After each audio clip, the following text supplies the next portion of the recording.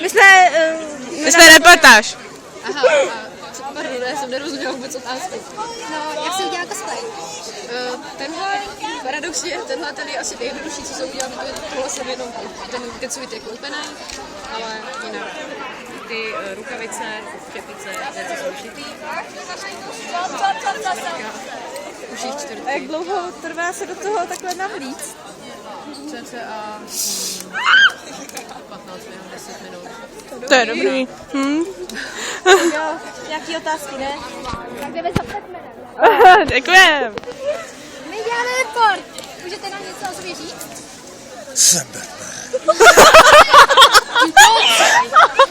Samozřejmě, že jsem. Tak, jak se dělá ten kostým, cosplay? To dělal Alfred. A jak dlouho mu to trvalo, víš? A co já vím, to je ten dělek je starý, se vším se loudá. Ano, děkuji, no. Počkejte, chcete něco zkázat vašim fanouškům? Ano. Jo, sechejte dobrotu, jinak si pro vás všichni přijdou. Tak to byl Batman, vážení přátelé. Ano, vážení přátelé.